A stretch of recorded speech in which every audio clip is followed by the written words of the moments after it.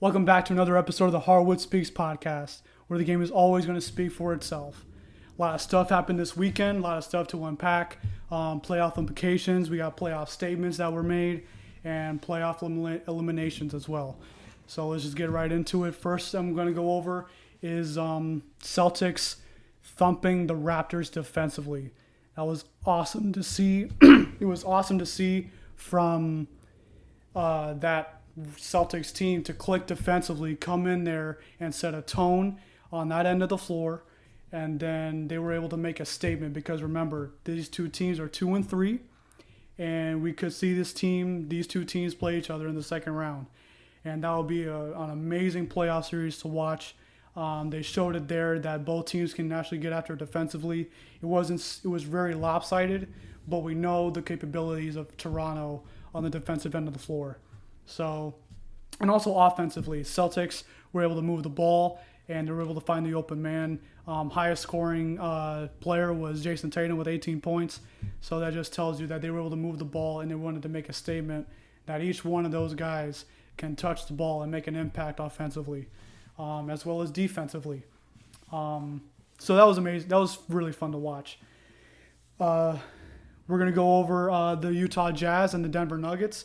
Great double overtime victory for the Denver Nuggets. Great game.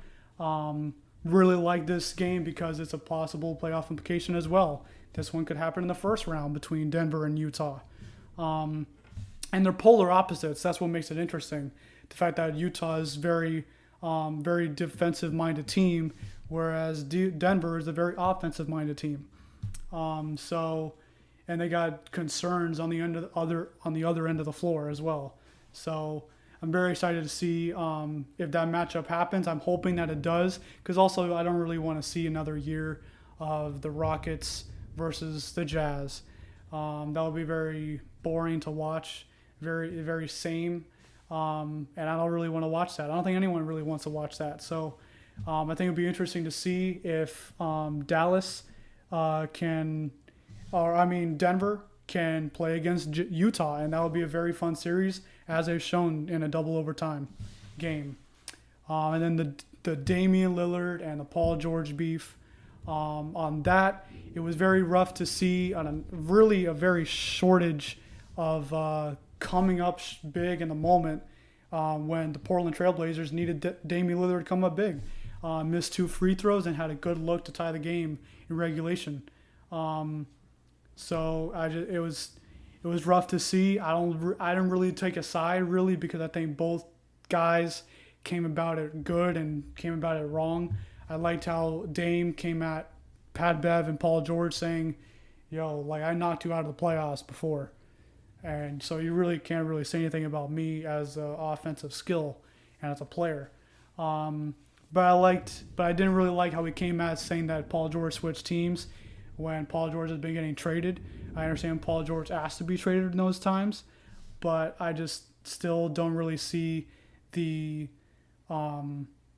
bigger point being made when he really could have just said, "Yo, I knocked you out. You haven't been out of the first round since 2014, and I'm one of the reasons why." So he could have just said it like that, leave it at that. But Paul George, he came at him. And then I didn't like how Paul George was coming at Damian Lillard.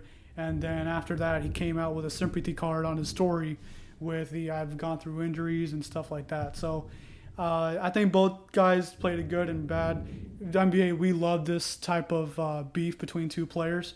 So it was fun to be on our phones and follow that beef. So and then on Sunday, the story was New Orleans and Sacramento getting eliminated from playoff contention. Kind of disappointing for New Orleans. Considering that they had the easiest schedule in the bubble. So it was kind of upsetting and disappointing to see that happen. But nonetheless, it happened. We got the Western Conference race for 8th is tighter, and it's going to be very fun to watch as we get down to it. So, and that gets me into the topic for the rest of the episode, just going over the Western Conference teams and their storylines. Same as I did last episode with the Eastern Conference. We go over the Western Conference this time around, especially as the playoffs are coming around. It gives us more stuff to talk about, and now that we know how these teams look going into the playoffs. So I'm going to briefly go over the Kings and the Pelicans just so then, you know, you guys have an idea of what I think should happen in the offseason for these teams. So for Sacramento, I think they need to get a good veteran presence at the center position, in my opinion. I think Marvin Bagley's true position is a 4. He's a stretch 4. He's got kind of a Chris Bosh type of game. And you got a good mix already with veterans and young guys with Buddy Hield, De'Aaron Fox, and Marvin Bagley, like I've just mentioned, and Bogdanovich, to go with Harrison Barnes and an Alex Len. But Alex Len, I think, is not really the guy to be up front. I think he's a good guy to come off the bench, kind of like an Aaron Baines kind of role. But for me, I think if you can get like a guy like DeMarcus Cousins or really just like that type of guy that can come in, stretch the floor, maybe take the ball for himself, take the pressure off De'Aaron Fox in terms of handling the ball in the half court. I think that'll be very fun to watch to see if we can get DeMarcus Cousins to come back to Sacramento too.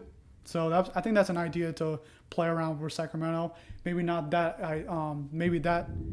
not that exactly, but if they can get something similar to that presence down low, I think that'll be very helpful for them next year.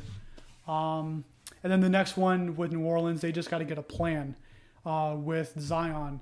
Him coming back and kind of being really out of shape, you got to figure out a plan with his body. At what weight can he be effective and explosive and light on his feet all at the same time? Because you know he can do it. He's got the consistency and he can do it on a nightly basis, scoring 20 a night.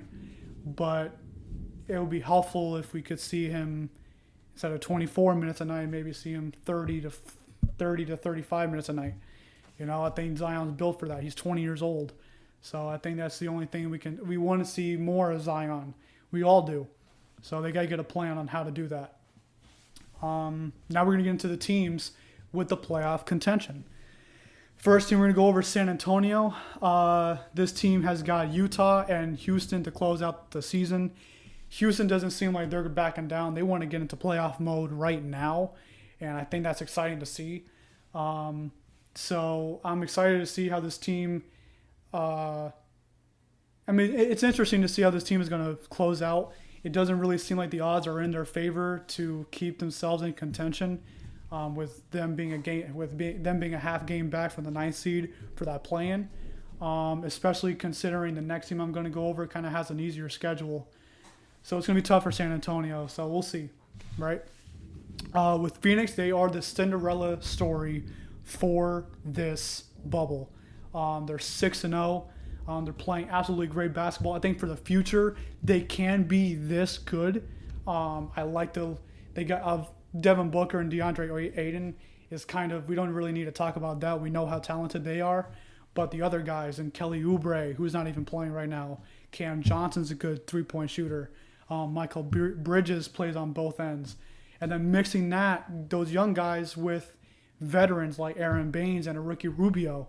I think it's invaluable for them to have that presence on the veteran side, as well as the camaraderie as young guys coming into this league and wanting to make a statement and make a mark. So it's really good to see this team really show what they can be potentially for the future. The only concern really is that are they going to have a Damian Lillard moment that he had against the Clippers, had against the Sixers? Phoenix has Philadelphia and Dallas to finish out the season, and Philadelphia is going to be without Joel Embiid and Ben Simmons. So it's going to be something to see if they can go ahead and get a win there to keep themselves in the playoff contention. Remember, they're a half game back of Portland, and that I'll go into that schedule in a moment. But they're a half game back of Portland for that 9th seed. And if you're in the 9th seed, you got that play-in. So it's going to be fun to see how this Western Conference race plays out with that team. On Portland's side, they seem to be the team that's experienced and built enough to make it to the 8th seed. So I'm very excited to see how that plays out with that team. But if I'm going to be honest, defensively is the question mark. They're 27th in defensive rating. So I'm going to be we're all going to be looking at them in a magnifying glass defensively. They got Dallas and Brooklyn to finish out the season, so Dallas could be resting Luka and Kristaps Porzingis. So Portland's got another shot to beat a team that has superstars on their team that are rested. They're resting. So it's going to be interesting to see how that team finishes off. I think they would give the Lakers the most competition of the teams that are in contention for the 8th seed. So personally, for me, I would want to see them. That way, we can see a good playoff series, an entertaining playoff series. But that's just me. So, moving on to Memphis. With the Memphis Grizzlies, they got Boston and Milwaukee. Whether Boston and Milwaukee will rest their stars going into the playoffs is unknown. But without Jaren Jackson, I think it's going to be really tough to be in the play-in, honestly, let alone make the 8th seed. I love this team. I think they're going to be built for the future with Jaren Jackson and John Morant. And Dylan Brooks is absolutely amazing on both ends. Good defensive player on the perimeter and can shoot the ball like the best of them. But I think we're going to have to wait a year, if I'm going to be honest. If I'm going to make a prediction, maybe they'll shock me. Maybe they'll shock a lot of people because not a lot of people have them being in the 8th seed right now with the injuries. But it's going to be interesting to see. Again, this Western Conference playoff race is wild. So we never know. So we'll see. Next team we got is Dallas. They have the best offensive rating. They're not that great defensively. They're not that good defensively, but they can get it done on the defensive end with Finney-Smith and Hardaway and Porzingis as a shot blocker. But the concern for them is how well they play offensively, or how they play in the first half compared to how poorly they play in the second half, or vice versa. Today they played against Utah. They didn't have particularly a good first half, but they had a really good second half, so to win the game. So that's really a concern. I'm excited to see Luka Doncic in the playoffs. He just had an amazing game against Milwaukee, a point guard clinic, absolutely picking apart Milwaukee's defense, which is the best defense in the league. And so for him to be doing that, and every time he got in the paint, he's drawing too and able to find these tight angle passes and get them through. And it's just, he's a wizard, and it's so exciting to see this guy become better. He's 21 years old, and if he's going to be better than what I saw on Saturday, then boy, the NBA is in good hands. So,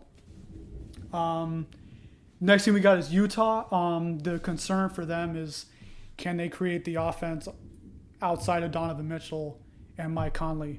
What was working for them against Denver was that pick and roll with Gobert. Jokic could not keep up with Gobert in the first half. But then Denver kind of made a little second half effort and won the game. And it was because they went on a cold stretch offensively in the fourth quarter. And so if they don't get the offense, if Donovan Mitchell isn't clicking offensively, where are they going to get their offense? And that's just really the concern. Hopefully they can get it together. Hopefully they can, make some noise and be a good playoff team. But we're going to have to see offensively, Next thing we got is Oklahoma City. The Oklahoma City Thunder. This team is good. This team, they got a Coach of the Year candidate in Billy Donovan, and I like this team. They also have a good mix of veterans and young guys. So it's going to be interesting to see how this team really plays out in the playoffs. Chris Paul's got the experience. Steven Adams got the experience. Danilo Gallinari's got the experience. So I don't think it's the experience. I think it's just, can they keep this thing going? So, and against the team that I'm about to introduce now, and that's Houston. And their concern, Houston, is the size. They're getting after defensively. They're getting their wins defensively, and that's what's been impressive to me. But can they keep it going to playoffs? Can James Harden come up big in the playoffs? He's had good numbers in the playoffs as opposed to what people have said about him. But in the playoff moments, he hasn't come up big, simply put it. And it's going to be interesting to see because now he's got Russell Westbrook, which is his best teammate. Russell Westbrook has given Houston now a variety of ways to score rather than just layups and threes, which is very exciting because Mike D'Antoni never really made an adjustment to the game, to his system, and now it seems that he made an adjustment for Russell Westbrook. So it's going to be interesting to see how this team plays out, especially in the later rounds. When they got Anthony Davis, JaVale McGee, and Dwight Howard as big guys in the paint and the size that Houston definitely lacks. So next team I'm going to go over is Denver. I have an affiliation with this team because I love Nikola Jokic. So I'm very excited for this team. But they got some questions to fill out defensively. And I think Mike Malone has questions to answer as to who is he going to use. Because he's got so many weapons. Maybe not better weapons that the Clippers have, but I think Denver is the most deep team in the league. To be honest, I think they got the most weapons. They got Bol, Monte Morris. You got Will Barton. Now you can put off the bench with Michael Porter Jr. being as good as he is. It's going to be really fun to see, especially now with Nikola Jokic, Jamal Murray. We saw how that pick and roll was playing out last year. With Michael Porter Jr. on those backdoor cuts, man, it's going to be fun to see. Mason Plumlee has been playing really well, and they got Jeremy Grant. You got a lot of guys that can really be good. So this team is going to be fun to watch offensively. It's just whether or not they kind of play down to their opponent sometimes, and they're not really consistent in terms of how they get wins. But nonetheless, this is a team that everyone loves because of Nikola Jokic, Jamal Murray, and now the ascension of Michael Porter Jr. So next thing we got is the LA Clippers. This is the only other team outside of Boston that is a top 5 offensive and top 5 defensive team. So this is the favorite to me, and the storyline for them, I think, if Paul George is having an impact, or if Kawhi Leonard is having an impact on Paul George the same way he had an impact on Kyle Lowry last year, this team is as dangerous as we thought they would be. Because remember, we looked at Kyle Lowry as a playoff choker. We used to. Now we look at him as a winner.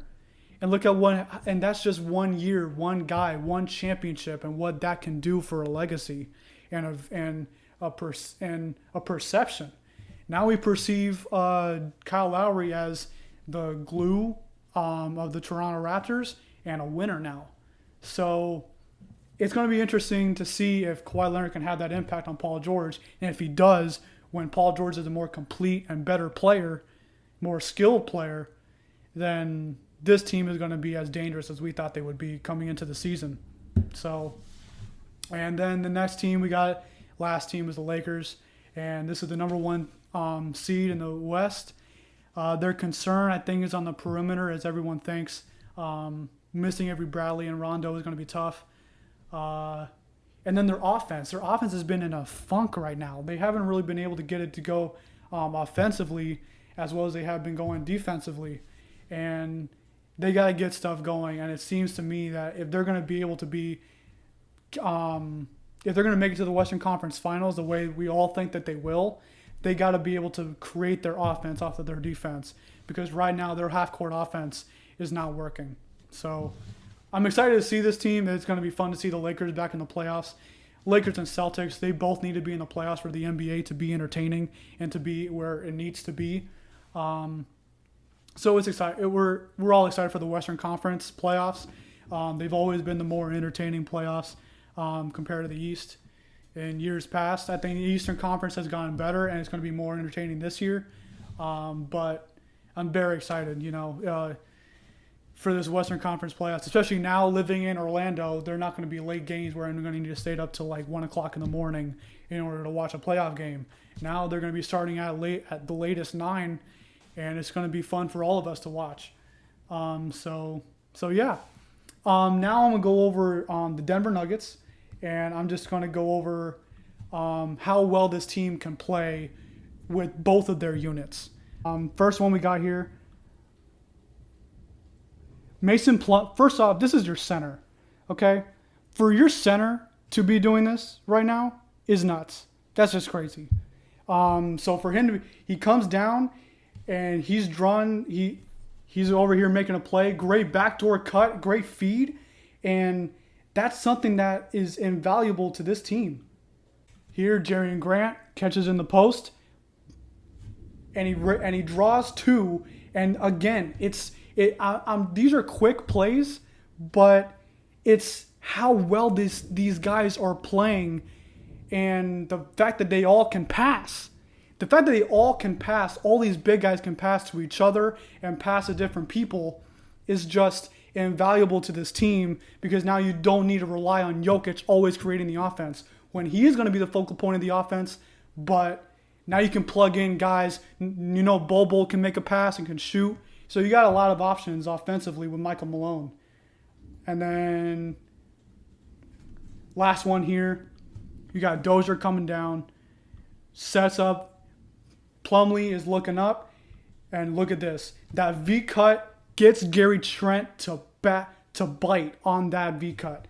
He fakes the back door, goes right back door, big bucket there, and it gave him the lead. And with a bench, Nikola Jokic did not play at all in the fourth quarter, and Denver was being competitive against this Portland Trailblazers.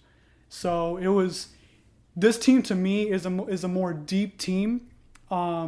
These were quick plays to go over, and the reason for that is because these guys, they make plays on the fly, and they're very quick at making that decision.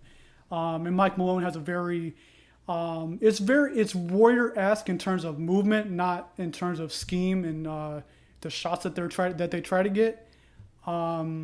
But a lot of it is just they move without the basketball, and Michael Porter Jr. has bought in and has created a lot of their big buckets.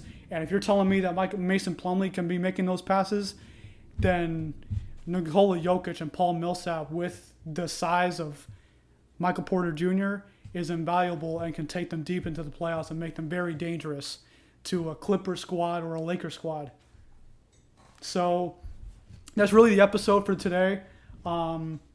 Just wanted to go over the Western Conference teams going to the playoffs. I'm very excited for the Western Conference playoffs and for the playoffs in general. They're going to be starting off on the 17th.